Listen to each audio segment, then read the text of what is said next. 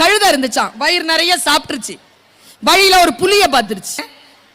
கழுதைக்கு வயிறு நிறைஞ்ச உடனே சேட்ட ஆரம்பிச்சிடும். புலிகிட்ட போய் கேட்டுச்சான், சாப்பிட்டியா?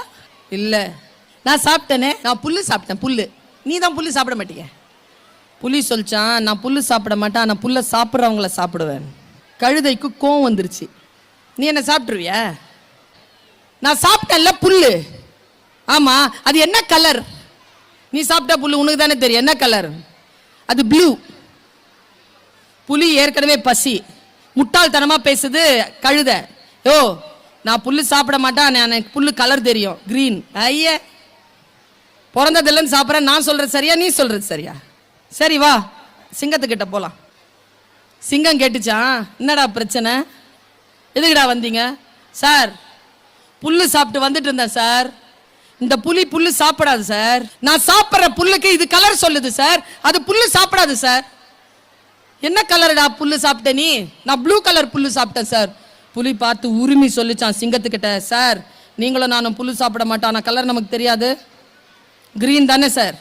சொன்னா கேட்க மாட்டேங்குது சார் இது. சிங்கம் கூப்பிட்டுச்சான் கழுதைங்க, வாடா. எந்த ஊர்லடா சாப்பிட்ற? இந்த உங்க காட்டில் தான் சாப்பிட்றேன் சார். சரி போ, ப்ளூ தான் போ.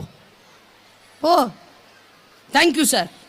இந்த ஆர்குமெண்ட் பண்ணிச்ச இந்த புலி, இதுக்கு ஏதாவது தண்டனை கொடுங்க சார், அறிவே இல்லை சார் அதுக்கு. புலியை கூப்பிட்டுச்சான் சிங்கம், இங்க வா. எதுக்கு ஆர்கியூமெண்ட் பண்ண அதுக்கிட்ட? 5 மாசத்துக்கு இனிமேல் பேசக்கூடாது நீ. யாரு? புலி.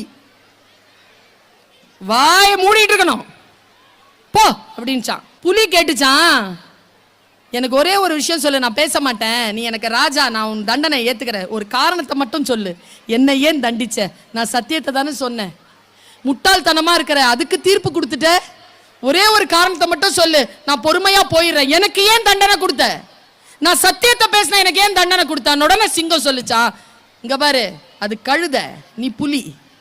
மக்கள் உன்னை மேத்ஸ்ல நல்லா எழுதுனா உன்னை புலின்னு தான் சொல்லுவாங்க.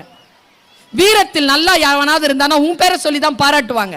நீ மெக்னானிமிட்டியான ஒரு அனிமல். கழுத மாதிரியான ஆட்களோட நீ ஆர்கியூ பண்ணல, அதுக்கு தான் உனக்கு தண்டனை. கழுதையோடு ஒருபோதும் ஆர்கியூமெண்ட் செய்யாதீர்கள். ஏனென்றால் கழுதை ஒருபோதும் தான் நம்பியதை எண்ணியதை திருத்திக் கொள்ளாது. எவ்வளவு சொன்னாலும் கேட்காது. அதை கேட்கின்ற அளவிற்கு நாம் ஏதேனும் சொல்லி அதை கோபப்படுத்தி விட்டால் நம்மை உதைக்காமல், நம்மை கஷ்டப்படுத்தாமல் விடாது.